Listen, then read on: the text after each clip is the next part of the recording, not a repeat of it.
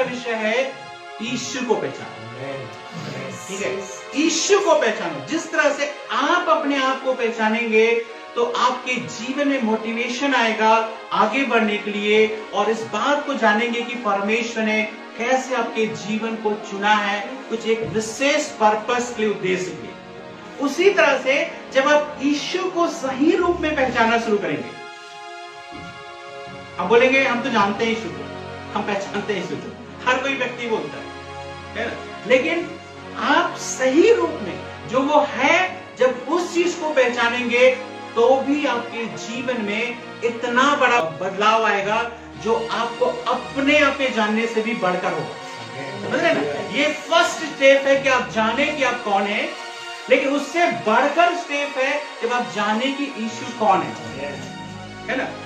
हमें साथ निकाल लीजिए मत्ती सुसमाचार और उसका 16 अध्याय को जब हम देखेंगे, मत्ती सुसमाचार और उसके 16 अध्याय के 13 पद से देखिए, यहाँ पे ऐसा लिखा है।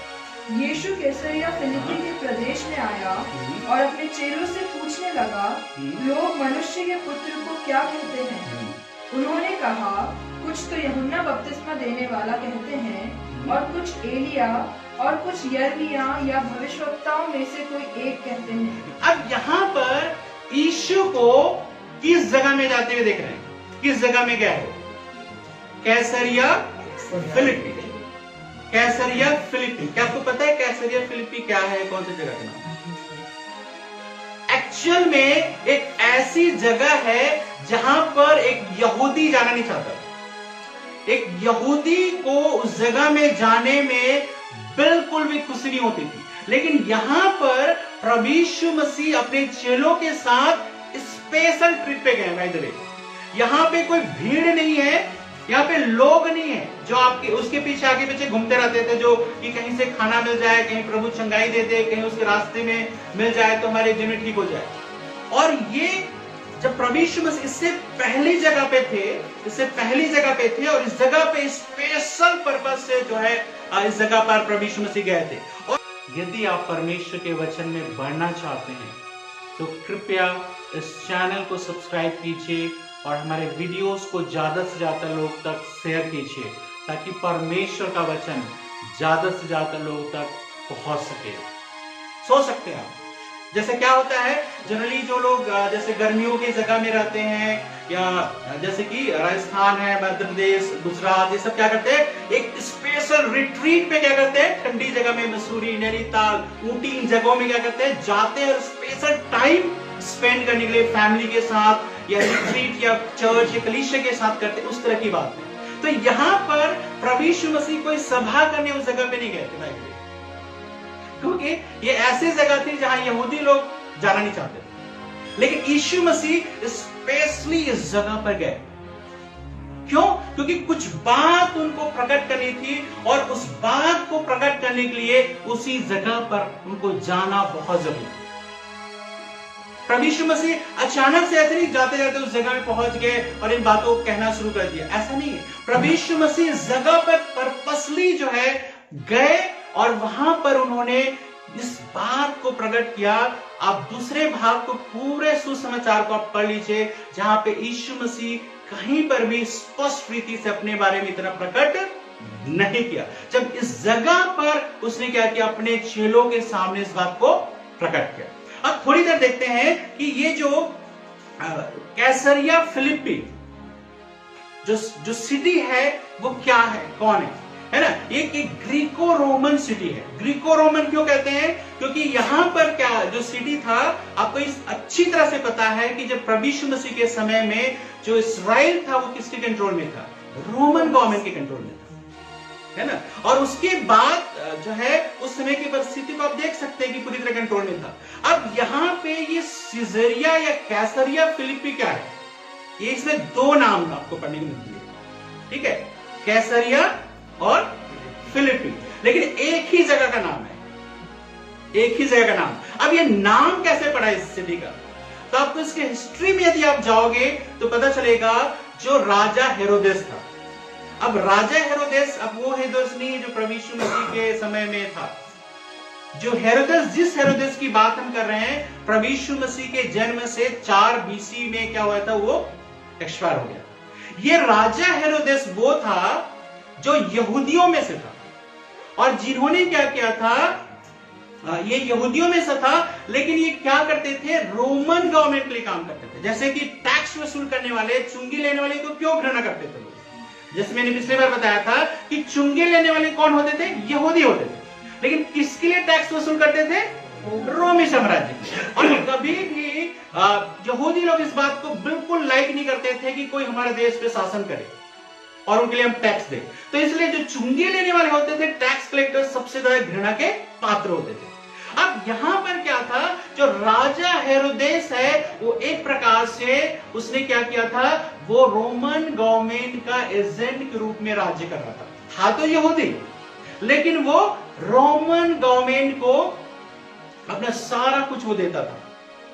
और इसीलिए जो सीजर ने, सीजर बहुत बड़ा नाम है ना, सीजर बोलने से याद आता है, कैसर बोलने से समझ में नहीं आता, ठीक है। तो जो सीजर है, जूलियस सीजर है ना, और उसके और भी सारे लोग उसी तरह के कहलाते हैं। तो यहां पर उसने क्या किया था, दुनिया को, काफी भाग को उसने क्या किया था, भस्म किया था। अब इसने क्या किया था, उसको, जो हेरोदेस को उस जगह पर अपॉइंट किया हुआ ताकि क्या करे, राज्य करे।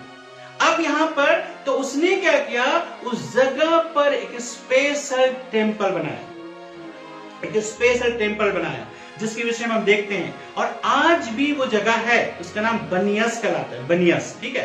तो यहां पर जो है क्या हुआ था, उस हेरोदेस राजा ने 19 BC में, प्रभु यीशु मसीह के आने के पहले घटना है, थोड़ा सा हिस्ट्री में इसलिए ले जा रहा हूं मैं, आपको ये जानना जरूरी, तब इसको संदर्भ को समझ पाएंगे कि प्रभु यीशु क्यों बोला, क्या बोला, है ना। तो यहां पर 19 BC में सीजर के ऑनर के लिए, उस समय का जो कैसर था, कैसर बाय द वे एक नाम नहीं है, कैसर एक सारे जो राजा होते थे जो रोमन, वो सब सीजर कहलाते थे, नाम अलग अलग होता, सीजर कहलाते थे। तो यहां पर कह रहे हैं एक टेंपल बनाया, एक जो है उसने क्या किया, उसको ऑनर करने के लिए एक अगस्तस के नाम पे टेंपल बनाया, ठीक है। आपको पता है ये बात की जो रोमन जो होते थे वो किसकी पूजा करते थे, व्यक्तियों की पूजा करते थे ज्यादातर। जो राजा महाराजा होते थे, तब तो नबूकदनेस्सर राजा के फरमान के बारे में सुनते हैं कि क्या करें, उस जगह पर दंडवत करें। किसकी थी वो, राजाओं की। तो ये फेमस है उनमें, जो है उस तरह के उस समय के कंट्री में, मिडिल ईस्ट में फेमस है, व्यक्ति के नाम पर टेंपल होता था, मंदिर होता था, उसकी पूजा करें। तो यहां पर उसने क्या बनाया था, एक मंदिर जो है अगस्तस के नाम से, सीजर के नाम से उसने बनाया था। और जब आप इस चीज को अब अच्छे से अध्ययन करोगे तो ये जो भाग है ना, ये भाग, इसमें सब कुछ है। इसमें ऊंचे ऊंचे पहाड़ है और इसमें जो है गहरी खाई है। और खास का जो टेंपल था, जो टेंपल जो बनाया था, और उसमें एक चीज और था, है ना, जो टेंपल के पीछे, क्योंकि ग्रीको रोमन सिटी बोल रहा है, रोमन ने उसके लिए बनाया था, और वहां पे अग्रिप्पा का भी पैलेस बना था, जिसके विषय में बाइबल में पढ़ते हैं, महाराजा अग्रिप्पा, ठीक है। और वहां पर एक और चीज था, वो है ग्रीक लोगों का जो सबसे बड़ा, जो कहना चाहिए गॉड जिसको मानते थे, पैन, इसलिए उसका नाम पैनियस पड़ा था, ठीक है। जो पैन उनका ग्रीक गॉड था, और ऐसा माना जाता था वो इतनी बड़ी केव है, खो है, जिसको कोई पता नहीं है। एक तरफ है ये ऊंचे ऊंचे पहाड़ है, दूसरी तरफ जो है उसके पीछे साइड से क्या है, केव है, और उसमें क्या पूरा इतना पानी भरा है, कहते हैं उसका था कोई पा नहीं सकता है। तो वहां पर क्या करते थे, वो ग्रीक गॉड पैन की जो है क्या करते थे, उपासना करते। उनके लिए बहुत ही बड़ी जगह थी, मतलब वो रिलीजियस प्लेस था, बहुत ही बड़ा ऐसा जगह था। अब यहां पर हम देखते हैं कि क्या करते थे, वे लोग सेक्रीफाइस करते थे, और उसके बाद सेक्रीफाइस करके नीचे, क्योंकि देखो ऊपर है, यहाँ पे नीचे इतना बड़ा गड्ढा है, इतना पानी अथाह है, नीचे कह रहा है कि इसकी तुलना वो नरक से की गई है, या हेड से की गई है, कि जो है जिसका कोई था नहीं है, जिसके बारे में कोई नहीं जानता, जो हमेशा क्या मानते हैं हम, स्वर्ग ऊपर है और है ना। तो ये सोचो कि जब प्रभु यीशु इन सब बातों को बोल रहे, तो उसके पीछे के संदर्भ को सुनो। तो वहां पर क्या करते थे, उस जो भी सेक्रीफाइस किया जाता था उसको नीचे फेंक देते थे, और जब वो डूब जाता था, इसका मतलब उस ग्रीक गॉड ने क्या किया, उसको ग्रहण कर लिया और जो नहीं होता था उसको उठा। तो यहाँ पर ये माना जाता था कि जो केव है, जो क्या बोले, केव को क्या बोलते हैं, गुफा जो है, और एक छोटी गुफा नहीं, अथाह गुफा है, पता नहीं कितने नीचे तक जा रहा है। तो ये माना जाता है जो ग्रीक गॉड पैन है वो क्या करते हैं, वहां पे निवास करता है। तो एक प्रकार से एक ऐसा प्लेस था जहां पर ग्रीक और रोमन का एक प्रकार से बहुत ज्यादा कंट्रोल था, और पूरी तरह, इसलिए यहूदी लोग उस बात को पसंद नहीं करते थे, यहूदी लोग नहीं जाना चाहते थे। और एक और गलत चीज से जुड़ी हुई है जो आप जानते हैं, हमेशा जो है ओपनली हम यहाँ पे नहीं बोल सकते, लेकिन हमेशा एक गोट सेक्स से, गोट जो बकरे होते हैं उसके साथ सेक्स से जुड़ा हुआ था उनकी जो प्रथा थी। मतलब इतना घिनौना मतलब प्रथा थी, जब भी उसकी आराधना होती थी तो गोट के साथ सेक्स किया जाता। सोचिए इतना भयंकर। इसलिए अब प्रभु यीशु मसीह को यहां पर जाते हुए देखते हैं, लोगों के अंदर क्या है, ग्रीक के अंदर क्या है, रोमन के अंदर क्या है, कौन उनके लिए सबसे बड़ा है, और यहां पर प्रभु यीशु मसीह जाके इस सवाल को अपने चेलों से करते हैं, है ना। तो यहां पर क्या बोलते हैं, सबसे पहले कि लोग मनुष्य के पुत्र को क्या कहते हैं, है ना, क्या कहते हैं, लोग मनुष्य के पुत्र अपने लिए कहता है कि मेरे को लोग क्या कहते हैं। बहुत बड़, क्योंकि आप जो कुछ विश्वास करते हैं उसके आधार पे आपका जीवन होता है, जैसे मैंने आपसे कहा। तो यीशु को बारे में आपका क्या विचार है वो आपके पूरे होल लाइफ को निर्धारित करेगा। आगे क्या करता है, उन्होंने कहा कुछ तो यूहन्ना बपतिस्मा देने वाला कहते हैं, और कुछ एलिया, और कुछ यिर्मयाह या भविष्यवक्ताओं में से कोई एक कहते हैं। देखिए, यीशु के विषय में अलग अलग विचार लोगों के हैं। कोई क्या बोल रहा है कि ये तो क्या है, यूहन्ना बपतिस्मा दाता है जिसको क्या किया था, हेरोद ने क्या किया था, उसका सिर कटवा दिया था, ये क्या हुआ, फिर जी गया है। कोई बोल रहा है पुराने भविष्यवक्ताओं में से कोई एक है। और बाय द वे एक चीज मैं भूल गया, मैं बताना चाहूंगा, फिलिप्पी मैंने बताना भूल गया कि उसने जब 4 बीसी में आने से, 4 बीसी जब आया तो मरने से पहले अपने फिलिप नाम के बेटे के नाम पर उसने क्या किया, विल किया था, इसलिए जो है उस जगह का नाम कैसरिया फिलिप्पी पड़ा हुआ। ठीक है, अब यहां पर हम देखते हैं कि क्या है लोगों का विचार। कोई कह रहा है यूहन्ना बपतिस्मा दाता है। क्यों कह रहा है यूहन्ना बपतिस्मा दाता, क्योंकि उसके बाद ही प्रभु यीशु मसीह ने बोलना शुरू किया। और प्रभु यीशु के वचन, क्योंकि यूहन्ना किस लिए फेमस था, क्या चीज लिए फेमस था, बपतिस्मा के लिए तो फेमस था, लेकिन वो बोलने में फेमस था। बोलने के कारण उसके सिर काटे गए। ठीक है, क्योंकि उसने क्या किया, उसने राजा के ऊपर ही सीधा बोलना शुरू कर दिया। तो बहुत सारे लोग बोलते हैं ना कि मैं तो मुंहफट हो गई, मैं किसी की नहीं तो गला कटवाने के लिए तैयार हो। ठीक है, बहुत सारे बोलते हैं ना, मैं तो किसी से नहीं डरता, मैं तो आमने सामने बोल देता हूँ, मैं क्या बोलते हैं, कंप्रोमाइज नहीं करता, है ना। तो फिर उस तरह की परिस्थिति के लिए तैयार हो, तब ठीक है। तो यहां पर कहता है कि लोग अलग अलग विचार हैं। आज भी देखिए, कलीसिया से बाहर के लोग यीशु के बारे में क्या कहते हैं। यहां पर प्रभु यीशु मसीह क्या बोल रहे हैं, लोग मेरे बारे में क्या कह रहे हैं। अभी चेलों से नहीं पूछा है, अभी लोगों से। बहुत से लोग बोलते हैं अच्छा गुरु है, ठीक है, अच्छा व्यक्ति है, भला व्यक्ति है, वो अपने जीवन को भी दे दिया, मतलब ये सारी चीजें। तो बहुत सारे विचार उसके अंदर है। कलीसिया के लोगों के अंदर क्या विचार है, क्या कलीसिया के लोग भी आज भी सही रीति से प्रभु यीशु को समझ पाए हैं? नहीं। किसी के लिए क्या है, यीशु मसीह चंगा करने वाला है, तो हमेशा उनका माइंड किस में रहेगा, यीशु चंगा करने वाला है, यीशु चंगा करने वाला है। जब भी बीमार पड़ेंगे यीशु के पास आएंगे, और जैसे ठीक हो गए फिर यीशु से अलग, जैसे फिर बीमार पड़ेंगे फिर यीशु के पास आएंगे, क्योंकि आपका विश्वास आपकी लाइफ को करेगा। तो ये मतलब नहीं कि यीशु चंगा करने वाला नहीं है, लेकिन केवल चंगा करने वाला सोच क्या पाएगा, तो केवल उसके पास आएंगे। या बहुत सारे लोग आते हैं यीशु मसीह के पास आने से प्रार्थना को उत्तर मिल जाता है, तो लोग क्या करते हैं, जब जब समस्या है, जब जब कठिनाई है, यीशु के पास आ गए, चलो, है ना, कि प्रभु ठीक करेगा, बाकी समय अपना जीवन जैसा जी रहे हैं। फिर समस्या है, फिर प्रभु यीशु के पीछे।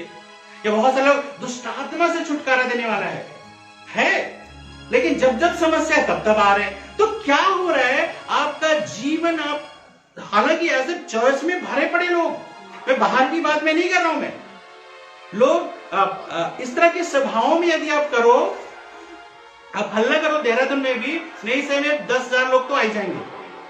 तो इस तरह से आपको समझना बहुत जरूरी है कि यीशु के बारे में आपका क्या विचार है, वो आपको और मुझको समझना जरूरी है। क्या आपके लिए यीशु केवल आपकी समस्याओं को दूर करने वाला एक साधन है? जैसे हम बीमार पड़ते हैं हॉस्पिटल जाते हैं, वरना हॉस्पिटल कौन पसंद करता है? या हमारे जीवन में कुछ केस होता है तो हम कोर्ट जाते हैं, वरन कोर्ट से और हॉस्पिटल से जैसे ही पीछा छूटा आदमी ऐसा फ्री महसूस करता है जैसे कि मतलब उसको नई जिंदगी मिल गई हो। ठीक है, तो उसी तरह की बातें इंसान अपने जीवन में करता है। यीशु आपके लिए कौन है? क्या केवल बहुत सारे ईश्वरों में से एक ईश्वर? बहुत सारे लोग ऐसा मानते हैं कि दुनिया में क्या है, बहुत सारे ईश्वर हैं, उनमें से क्या ये भी है। तो क्या करेंगे? ठीक है, चलो कोई नहीं, थोड़ा सा इनकी भी थोड़ा बहुत करना हुआ तो कर देंगे, है ना। तो यीशु आपके लिए क्या है? आगे क्या हुआ? यीशु ने अब एक डायरेक्ट सवाल कर रहे हैं 15 पद से, क्या लिखा है? उसने उनसे कहा, परंतु तुम मुझे क्या कहते हो? हाँ, अब एक सवाल आपको जानना समझना बहुत जरूरी है कि तुम मेरे बारे में क्या कहते हो। लोग क्या कहते हैं ये अलग बात है, ठीक है ना। लोग अलग बात है, लेकिन आप क्या कहते हो, ठीक है, आप क्या कहते हो, इस बात को समझना बहुत जरूरी है। आप जो चर्च में आते हो, आपके लिए यीशु कौन है? कलीसिया के लोग लिए यीशु कौन है? एक डायरेक्ट सवाल प्रभु यीशु मसीह अपने चेलों से कह रहे हैं। इस समय कोई पब्लिक नहीं है, इस समय सिर्फ प्रभु यीशु मसीह के चेले लोग हैं। और ये चेले पहला दिन ही नहीं पूछ रहे प्रभु यीशु मसीह पहले कि आज चेले लोग को चुना और आज ही पहला दिन पूछ रहे हैं कि तुम मेरे बारे में क्या कहते हो। नहीं, इतने समय तक उन्होंने यीशु के साथ क्या हुआ था, समय बिताया था, प्रभु यीशु की बातों को सुना था, प्रभु यीशु की शिक्षाओं को सुना था। अब आपका क्या विचार है? क्या अभी भी वही विचार है? एक बार क्या हुआ था, जब प्रभु यीशु मसीह नाव से पार उतरे तो कहते हैं वहां पहले से लोग भीड़ इकट्ठी है। जैसे सुना उन्होंने कि नाव प्रभु यीशु आने वाले, पहले से भीड़ इकट्ठी है। तो प्रभु यीशु मसीह ने जब आए बोलते, हे प्रभु आप कहां थे, हम आपको ढूंढ रहे थे। तो प्रभु यीशु ने क्या बोला? बहुत अच्छी बात है, एक अच्छी चर्च मीटिंग यहाँ पे होगी, इतने सारे लोग हो, बड़ी खुशी की बात है, ठीक है ना। और उस दिन के जैसे आज भी खाना लेके आया हूं मैं, आज भी कोई देखो किसी के पास रोटी और मछली हो तो आज भी मैं आपको खिलाऊंगा। नहीं, प्रभु यीशु मसीह ने क्या बोला? तुम मुझे इसलिए नहीं ढूंढ रहे हो, ठीक है, कि तुम मुझे प्यार करते हो, तुम मुझे इसलिए ढूंढ रहे हो कि रोटी खा के तृप्त हुए, तो आज भी तुम इसलिए आए हो यहाँ पे। तो बहुत सारे लोग जीवन में केवल इसलिए यीशु के पीछे चल रहे हैं आज भी कि उनके जीवन में समस्या दूर हो जाए। एक व्यक्ति, एक बार मैं ऐसी इंटरनेट देख रहा था, अचानक से फेसबुक में आने लगा कि कोई प्रोफेसी कर रहा है, प्रोफेसी कर रहा है, ठीक है, और वो कुछ कुछ बातें लिख रही है ना। मैंने उनके लिख दिया कि जो है कि प्रभु यीशु के हाथ में अपना जीवन सौंपो, प्रभु आपके जीवन को आशीष देगा। उसने क्या बोला पता है मुझे? ऐसे गाली के शब्द का यूज किया, ठीक है। वो बस ये चाह रहे कि प्रॉफिट मेरे बारे में कुछ बोल दे और मेरे ब्लेसिंग हो जाए। मैंने ये बोला उसको कि आप परमेश्वर का वचन पढ़ो, प्रार्थना करो और ये चीज करो, प्रभु आपको आशीष देगा। इतनी गाली लिख के उसने लिख के करके मुझे ब्लॉक कर दिया। तो मैंने क्या गलत बात बोली थी? मैंने यही बोला था बाइबल पढ़ो, प्रार्थना करो, उसके अलावा मैं तो नहीं बोला था मेरे पास आओ मैं तुम्हें एक और कुछ करूंगा। तो इस तरह के लोग हैं, उनका कॉन्सेंट्रेशन क्या है? सिर्फ चंगाई, और वो देगा। उनको परमेश्वर से मतलब वो प्रॉफिट देगा या वो अपोस्टल देगा या वो व्यक्ति करेगा।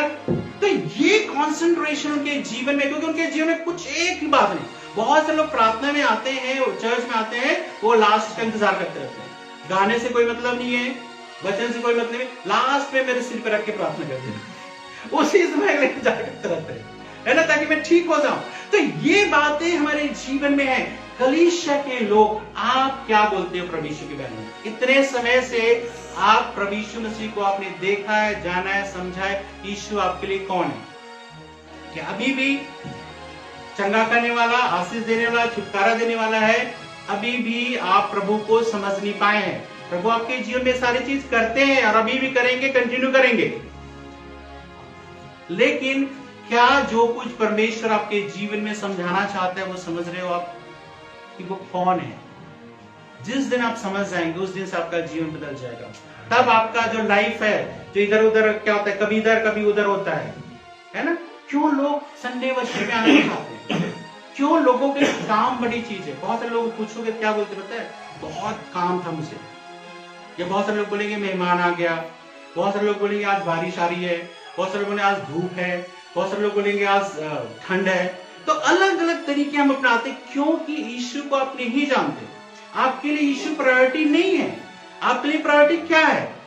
आपके लिए प्रायोरिटी चीजें है ना। हॉस्पिटल हम जाना पसंद नहीं करते, लेकिन यदि सोचो कि उस समय कोई बीमार पड़ गया, घर में अचानक किसी को कुछ हो गया, तो उस समय तो लॉकडाउन में भी लोग, पुलिस के चाहे डंडे पड़े, लोग हॉस्पिटल जाना है। हॉस्पिटल वाले बोल रहे नहीं भाई हम किसी को नहीं लेंगे, इस हॉस्पिटल से उस हॉस्पिटल, वहां से भाग रहे हो। क्यों भाग रहे हो? बीमार हो। ठीक है। तो यदि आप प्रभु यीशु मसीह को जानोगे, आपके जीवन में कितनी भी परिस्थिति आ जाए, कैसे भी आ जाए, आप प्रभु यीशु मसीह को प्रायोरिटी देना सीखोगे, है ना। तो ये बात को आपको समझना जरूरी है। तो यीशु उसने क्या कहते हैं, शमौन पतरस नंबर 1 था बोलने में। और ये बहुत अच्छी बात है, मैं आपको बताऊं, बहुत बार हम चुपचाप बैठ रहते हैं, हमारा टर्न आए, कोई बोल दे उठा के खड़ा कर दे तब बोलेंगे, है ना। लेकिन यहाँ पर इसकी मैं एक चीज को लाइक करता हूँ हमेशा, चाहे वो चाहे गलत हो चाहे सही हो, आंसर देने के लिए हमेशा तैयार। ठीक है। तो यहाँ पर शमौन पतरस क्या बोलता है? शमौन पतरस ने उत्तर दिया, हाँ, शमौन पतरस ने उत्तर दिया, तू जीवते परमेश्वर का पुत्र मसीह है। हाँ। शमौन पतरस का उत्तर क्या था? एक चीज मैं आपको बताऊं, क्या शुरुआत में सारे चेलों को ये पता था कि यीशु कौन है? मैं सोचता हूं नहीं। लेकिन क्यों उनको कॉलिंग को उन्होंने जो है, जब भी यीशु ने बोला कि तू उठकर मेरे पीछे बोले, तो तुरंत आ गए। लेकिन क्या वो इस बात को जान पाए थे कि यीशु कौन है? नहीं।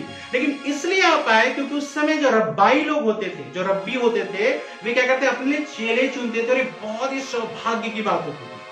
तो यीशु को एक रब्बी के रूप में, एक धर्म गुरु के रूप में, या एक ऐसे व्यक्ति के रूप में उन्होंने समझा था, और तुरंत ही उसके पीछे चलने के लिए तैयार हो गए थे। लेकिन ये एक्चुअल में कौन है, ये बात अभी तक क्लियर नहीं थी। जब आंधी आई, जब वो सब लोग नाव पे थे, तो क्या हुआ? आंधी आई, सब लोग घबरा गए। प्रभु क्या हो, मतलब जो उस समय प्रभु यीशु लिखा है, सो रहे थे, थकावट की वजह से सो रहे थे, है ना। इतना थक जाते हैं मिनिस्ट्री में कि सो रहे थे। तो वहां पर उन्होंने क्या बोला, हे प्रभु हम तो नाश हो जाते हैं। तो यीशु ने क्या बोला, क्या तुम्हें अब भी विश्वास नहीं, मैं कौन हूं? तो उसके बाद कहते हैं, आंधी को डांटा और पानी को बोला कि शांत रहा, थम जाओ, और क्या हुआ, थम गया। क्या बोलने लगे चलो, ये कौन है किसकी बात भी आंधी को पानी नहीं मानते? ठीक है, ये बोला, लिखा है बाइबल, मैं नहीं बोल रहा इस चीज को, कि ये कौन है जिसकी बात आंधी और पानी नहीं मानते। तो इसका मतलब ये है कि अभी भी वो समझ नहीं पा रहे थे, और इसलिए तो फटाफट जब प्रभु यीशु मसीह पानी पे चल के देखा, तो सबसे पहले तो बोले ये भूत है बोल के डर गए। क्योंकि मतलब पानी पे कौन चल सकता है? भूत प्रेत और ये सब चीज सबके चल सकती है। तो वहां पे जब उसने देखा कि यीशु है ना, तो बोला प्रभु मुझे भी चलकर आने की आज्ञा दे। तो कहता है वो चलने लगा पानी पे।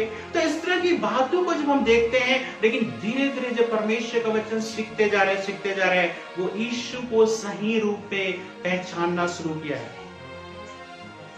और वो क्या कह रहा है, शमौन पतरस क्या बोल रहा है, तू जीवते परमेश्वर का पुत्र मसीह है ना।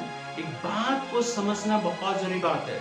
पतरस एक साधारण मछुआरा था, लेकिन हम बोलते हैं ना, जैसे अभी बोल रहे थे, परमेश्वर ने साधारण लोगों को चुना, और जब हम चुने जाने के बारे में सुनते हैं, लेकिन एक चीज आपको पता है, बताऊं मैं, गलील के लोग थे, है ना, गलील के लोगों के बारे में सुनते हैं, साधारण लोग हैं, अनपढ़ लोग हैं, ऐसे प्रचार सुना होगा कई बार आपने कि पतरस, यूहन्ना, याकूब अनपढ़ लोग थे, मछली पकड़ने वाले थे, सिंपल लोग थे। लेकिन एक खासियत उनमें क्या थी पता है, गलील के लोग परमेश्वर के वचन को बहुत ज्यादा प्राथमिकता देने वाले थे बजाय यहूदिया के। प्रभु यीशु के जो 11 चेले थे गलील से थे, केवल एक चेला जो यहूदा इस्करियोती था वो वहां का था, क्या नाम चाहिए, यहूदिया का। बाकी 11 प्रभु यीशु ने क्यों चुना इनको? क्योंकि इन्होंने परमेश्वर, उनके बचपन से उनका नियम था, जो तोरा जो होता था वो क्या करते थे, कंठस्थ करते थे। तब इनको जब पतरस, याकूब और यूहन्ना को जब देखते हैं तो सिर्फ ऐसा मत सोचे कि मछली, जैसे बोलते हैं वो देखो मछली पकड़ने वाले कैसे रहते हैं, भेड़ बकरी चराने वाले कैसे रहते हैं, वैसे ही वे लोग ऐसे थे काम में, क्योंकि कुछ ना कुछ रोजगार करते थे। यीशु मसीह ने क्या रोजगार किया? बड़े का काम किया। सिंपल काम है, छोटा काम। बड़े का काम कोई बड़ा काम नहीं है, बहुत छोटा काम है। तो प्रभु यीशु ने भी किया, है ना? तो यहां पर छोटा काम करने वाले थे, लेकिन परमेश्वर के वचन में मजबूत लोग थे। एक चीज मैं आपको बताऊं कि यदि आप देखोगे यीशु के समय में परमेश्वर का पुत्र का आइडिया उतना क्लियर नहीं था, क्योंकि पुराने नियम में परमेश्वर के पुत्र के बारे में इतना ज्यादा जिक्र नहीं था। जैसे भजन संहिता में आप पढ़ोगे तो वहां पे 2 अध्याय में आप पढ़ोगे परमेश्वर के पुत्र के बारे में, या कई अलग अलग जगहों में आप पढ़ोगे, लेकिन उतना ज्यादा क्लियर आइडिया नहीं था। लेकिन यहां पे शमौन पतरस क्या बोल रहा है? तो जीवते परमेश्वर का पुत्र मसीह है, उद्धार करता है, जो संसार में आने वाला था। देखिए, इस बात को पहचान गया। क्यों पहचाना पता है? क्योंकि उसके जीवन में पहले से वचन में वो लोग मजबूत हैं। अब यहां पर जब उनको वचन एक्सप्लेन किया गया कि मैं वही हूं जो आने वाला था, तब उनको तुरंत समझ में आ गया। नहीं तो आज के समय में वचन जो है सबसे लास्ट प्रायोरिटी है। मैं हमेशा इस बात को बोलता हूं कि आपको सबको गाना बजाना अच्छा लगता है, घंटों हम 2 घंटे वर्शिप कर सकते हैं, ठीक है। लोगों को प्रोफेसी अच्छा लगता है, लोगों को और भी दूसरे काम अच्छा लगता है, लेकिन वचन का जो भाग इतना ज्यादा कमजोर है हमारी कलीसियाओं में कि आज कोई भी यहोवा विटनेस आके ले जाते हैं, भाग कर रहते हैं, सेवन डे एडवेंटिस्ट वाले ले जाते हैं, कई लोग क्यों अच्छे विश्वासी हो क्यों कर लेते हैं? उनको लगता है क्योंकि बहुत वचन का ज्ञान है। वचन का ज्ञान का मतलब ये नहीं कि इधर उधर की बातें, छोटा मोटा इधर से छोटा मोटा उधर से ज्ञान। वचन का सही डॉक्ट्रिनल चीज आपको क्या पता है ना? ये डॉक्ट्रिन की चीज है, सिद्धांतिक चीज है कि यीशु के बारे में आपका क्या विश्वास है। केवल ये काफी नहीं है कि आप यीशु के लिए आते, प्रार्थना करते, प्रभु है बोल के, लेकिन कहते हैं क्या आप उसको मसीह के रूप में, उद्धारकर्ता के रूप में स्वीकार करते हैं। ये बहुत बड़ा पॉइंट है। ये चीज जब तक आप स्वीकार नहीं करते हैं, तब तक जितना कुछ कर रहे हैं ठीक है, प्रभु आशीष दे रहा है, सब चीज कर रहा है, लेकिन आप सही पॉइंट तक नहीं पहुंच पाए। यहीं से आपका जीवन स्टार्ट होता है। असली जो क्रिश्चियन लाइफ है वो चर्च में आने से नहीं, आराधना में गाने से नहीं, प्रचार करने से नहीं, जब आप यीशु को अपने जीवन में मुक्तिदाता परमेश्वर के रूप में ग्रहण करते हैं। और शमौन पतरस ने इस बात को बोला कि तू जीवते परमेश्वर का पुत्र क्या है? मसीह है। ये पहचान आपके और मेरे जीवन में होना जरूरी है, ठीक है। आप मसीह हो, मेरे उद्धार करता हूं, आप परमेश्वर के पुत्र हो, ये विश्वास करना आप पे जरूरी है। आगे क्या कहते हैं 17 पद में? यीशु ने उसको उत्तर दिया, हे शमौन, योना के पुत्र, तू धन्य है, क्योंकि मांस और लहू ने नहीं, परंतु मेरे पिता ने जो स्वर्ग में है यह बात तुझ पर प्रकट की है। अब ये कैसे पता चला कि यीशु परमेश्वर का पुत्र है? किसने प्रकट किया? कह रहे हैं परमेश्वर ने, ठीक है, परमेश्वर ने प्रकट किया है। यहां पर मांस और लहू नहीं, बार बार मांस और लहू का जिक्र आता है इंसानों में। इंसान बता सकता है, मैं आपको सुसमाचार सुना सकता हूं, लेकिन जब तक आप परमेश्वर की ओर से उसको नहीं सुनते हैं, तब तक वो जो है आप उसको एक्सेप्ट नहीं करते। ये परमेश्वर का अनुग्रह है। आप इसको सिंपल बात मत सोचिए, जैसे चुनाव के बारे में भी बोला है ना, तो परमेश्वर का अनुग्रह है कि स्वयं परमेश्वर पिता ने आपके जीवन में क्या किया? यीशु को प्रकट किया। एक जगह पे यीशु बोलते हैं, कोई मुझे नहीं जानता केवल पिता, और कोई पिता को नहीं जानता केवल पुत्र, और जिसपे पुत्र प्रकट करना चाहे। तो ये परमेश्वर का स्पेशल अनुग्रह है। कई बार बहुत हल्के में लेते हैं, लोगों से डरते हैं, समाज से डरते हैं, चीजों से डरते हैं, लेकिन ये परमेश्वर का स्पेशल फेवर अनुग्रह आपके जीवन में है कि आप यीशु को पहचान पा रहे हैं। दुनिया में बहुत सारे, उस जगह पे ये भी लिखा है कि हे पिता, इस बातों को तो अपने ज्ञानियों और समझदारों से छिपा रखा और बालकों पे प्रकट किया है। मत्ती 11 अध्याय की बात है ये, ठीक है, 25 पद से आगे पढ़ोगे। तो यहां पर इस बात को समझना बहुत जरूरी है कि ज्ञानियों से, समझदारों से ये बात छिपी हुई है। यीशु कौन है? लेकिन आपके और मुझके जीवन पर यीशु प्रकट कर रहा है अपने आप को। क्या आप सोचते हैं कि आप इतना धन्य है हम लोग, बाकी और सारे लोगों से धन्य है जिनके जीवन में परमेश्वर ने अपने आप को प्रकट किया है, लेकिन हम छोटी छोटी बातों के कारण से आज यीशु को छोड़ना चाहते हैं। छोटी छोटी बातों के कारण से लोग आज चर्च नहीं आना चाहते, छोटी छोटी बातों के कारण से परमेश्वर से दूर हो जाते हैं, क्योंकि वे यीशु को नहीं पहचानते। मतलब सोचो, परमेश्वर की ओर से एक विशेष अनुग्रह दिया, उस अनुग्रह को भी वो क्या करते, एक प्रकार से बाकी चीजों के लिए छोड़ देते हैं। आगे क्या लिखा है 18 पर, और मैं भी तुझसे कहता हूँ कि तू पतरस है और मैं इस पत्थर पर अपनी कलीसिया बनाऊंगा और अधोलोक के फाटक उस पर प्रबल ना होंगे। हाँ ठीक है, यहाँ पे वर्ड आए अधोलोक के फाटक। मैं क्यों यहाँ पे जिक्र किया यीशु मसीह अधोलोक के फाटक, क्योंकि मैंने केव के बारे में आपको बता रहा था, ये उस नाम से फेमस था। तो तभी हिस्ट्री जानना बहुत जरूरी है। जब प्रभु यीशु ने यह वचन कहीं पे भी कहता है तो वो इस नाम से फेमस था कि अधोलोक के फाटक के रूप में, अधोलोक के रूप में। ठीक है, तो यहाँ पर एक बात को हमको समझना है कि यहाँ पर यीशु मसीह ने क्या कहा कि तू पतरस और इस पत्थर पर मैं क्या करूंगा, अपनी कलीसिया बनाऊंगा जिसमें अधोलोक के फाटक प्रबल होंगे। अब यहाँ पे दो तरह का विचार है। एक तरह के जो कैथोलिक कलीसिया या ऑर्थोडॉक्स कलीसिया बोलती है कि पतरस क्या है, पहला पोप है, जिसके बारे में यीशु ने बोला कि इस पर जो है मैं कलीसिया बनाऊंगा, पतरस पे कलीसिया बनाऊंगा। ठीक है, ऐसा विश्वास करते हैं, इसलिए पोप चला रहा है कि कलीसिया का कमान किसके हाथ में है, पोप के हाथ में। ये पतरस के हाथ में था और आगे जाके जितने पोप हुए ट्रांसफर हुए, ऐसा लोग विश्वास करते हैं।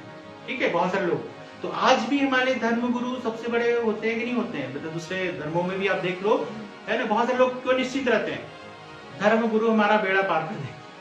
ठीक है, वो सब कुछ वही है ना, पहले ईश्वर के नाम से जाते हैं, उसके बाद गुरु का माला पहनते हैं। गुरु को घर में एक मूवी आई थी, पीके बैठे ओढ़ भी है तो गुरु है, बाथरूम में नहा रहे गुरु है, सब तरह की इस तरह की चीजें जो है हम उसमें देखते हैं। ठीक है, रियलिटी है आज के समय में।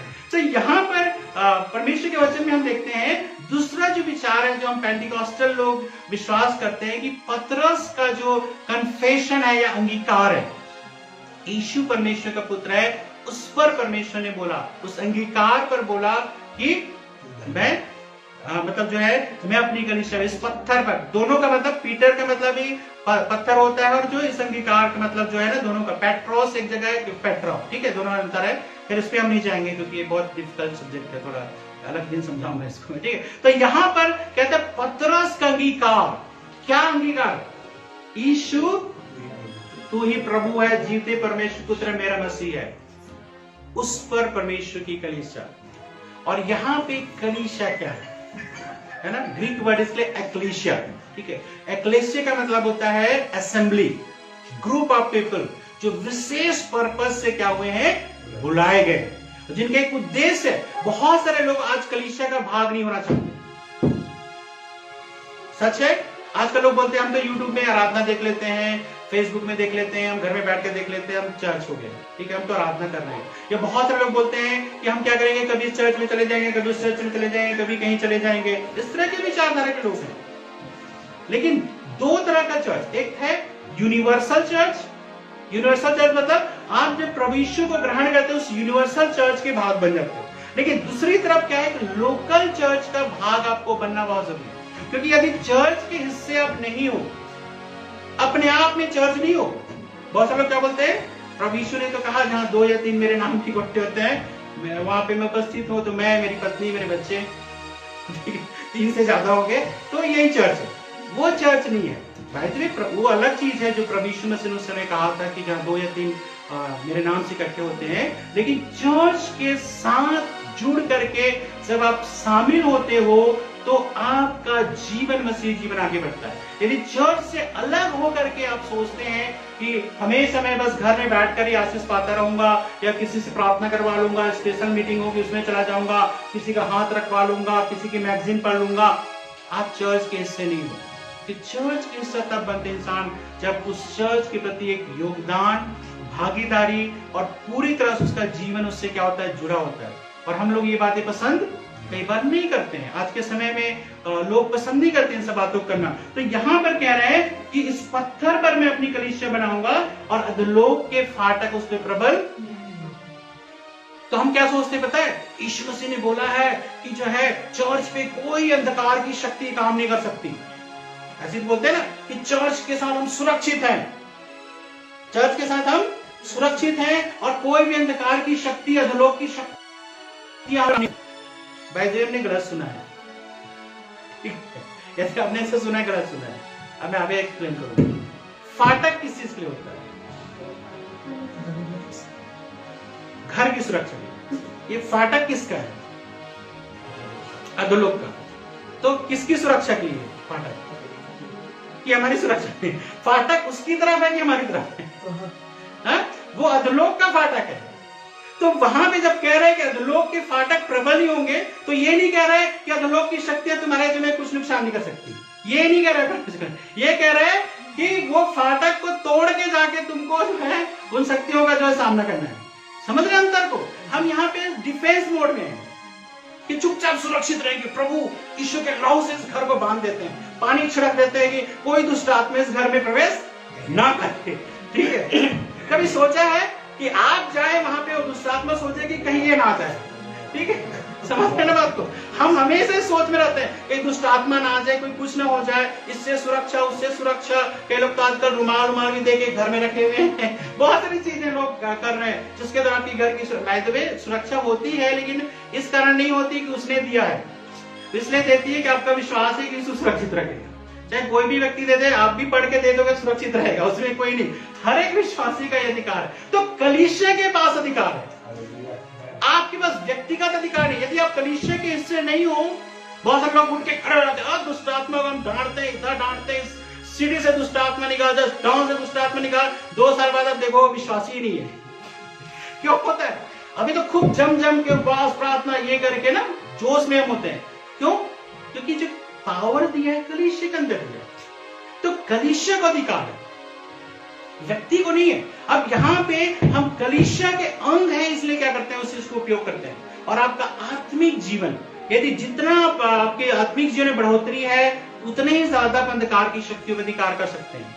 बाय द वे, यदि आपका उपवास प्रार्थना आराधना का जीवन ही दुष्ट आत्मा से कभी मतलब पल्ला मत करो, वो आपके जीवन को ऐसा घुमा के फेंकेगी ना, तो आप समझ नहीं पाओगे। ठीक है, मैं आपको डरा नहीं रहा हूं, मैं आपको समझा रहा हूं कि हमारे पास ज्यादा पावर है। लेकिन हमारे पास पावर ज्यादा है जब हम प्रभु के साथ बने हैं, कलीसिया के साथ बने हैं, और उसके फाटक को तोड़े, वो प्रबल नहीं होगा। हमें लोगों को क्या करना है? निकालना है। ठीक है, आखिरी चीज जो है यहाँ पर लिखा है 19 पद में, क्या कहता है?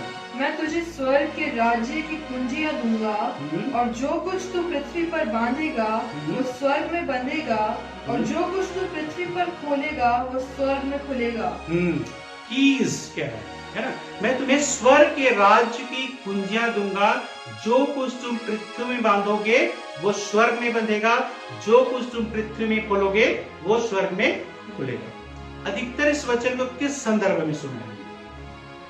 जनरली कि किसको बांधना है? शैतान को बांधना है।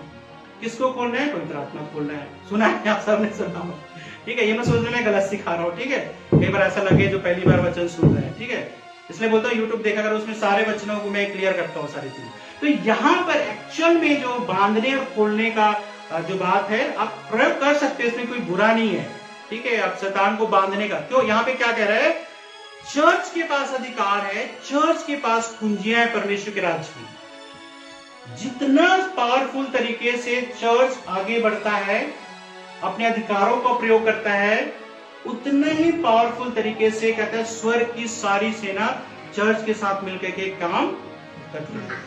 यहां भी इस चीज को समझना बहुत जरूरी है। जो कुछ तुम पृथ्वी में बांधोगे वो स्वर्ग में बंधेगा। स्वर्ग में बंधेगा का मतलब क्या है? स्वर्ग की सामर्थ आपके और मेरे जीवन में है। मतलब स्वर्ग कहां एक्टिव होता है? स्वर्ग कलीसिया की तरह एक्टिव होता है। इसलिए तो कई जगह पे जहां आप सुसमाचार लेके नहीं गए, जिसको बताया नहीं, वो नहीं जान पाए। क्या परमेश्वर नहीं जानता है कि नहीं चाहता है कि वो बचे? परमेश्वर आपके परिवारों को नहीं चाहता है कि बचाए, लेकिन क्यों अभी तक नहीं हुआ है? क्योंकि चर्च नहीं गए वहां पे, आप नहीं गए वहां पे। अभी तो हमें डर लगता है हमारे परिवार वाले ना जान जाए, रिश्तेदार ना जान जाए। अरे जान नहीं जाएंगे, आज नहीं तो कल जान जाएंगे, लेकिन जान जाएंगे। लेकिन आपको जो जिम्मेदारी परमेश्वर ने दिया है कि वहां जा करके उसको बताना, क्योंकि स्वर्ग का राज्य की कुंजी हमारे पास है। हम परमेश्वर के अधिकारों का प्रयोग करते हैं, कलीसिया के पास है। बाय द वे, ये खैर वो लंबा डिटेल स्टडी है, उसके विषय में नहीं जाऊंगा, लेकिन ये डिसिप्लिनरी एक्शन के बारे में है। और कलीसिया के पास अधिकार है किसी चीज को निर्धारित करे, जैसे कुछ डॉक्ट्रिनल इशू आ रहा है सब चीजों को, ठीक है, उसमें हम नहीं जाएंगे, लेकिन बेसिक ये बता रहा है कि कलीसिया के पास अधिकार है। और यदि आप कलीसिया के भाग हैं, आपके पास अधिकार है अंधकार की शक्तियों से लड़ने का। लेकिन क्या आप यीशु को सही रूप से पहचानते हैं? यदि यीशु को सही रूप से आप नहीं पहचानते हैं, केवल आपके लिए वो केवल एक माध्यम है आपके जीवन को आगे बढ़ाने का, तो आप सही नहीं पहचान पाएंगे। यदि आप यीशु के पास इसलिए आते हैं कि आपका जीवन आशीषित हो, आगे बढ़े, तो ये सही नहीं है। आप यीशु के पास इसलिए आते हैं क्योंकि आप पहचानते यीशु कौन है, उसने आपके लिए क्या किया है। परमेश्वर होकर इंसान बन गया, आपके लिए छोटा हो गया, दास का स्वरूप धारण किया। लेकिन हम क्या बोलते हैं, उसी यीशु के सहारे हम क्या करते हैं, जीवन में आगे बढ़ना चाहते हैं। गलत नहीं है जीवन में आगे बढ़ने के बारे में विचार, लेकिन यीशु इसलिए नहीं है। यीशु को आप ग्रहण करोगे, ऑटोमेटिकली सब चीजें जो है प्रभु आपके हर एक चीजों में आशीष को जरूर देगा।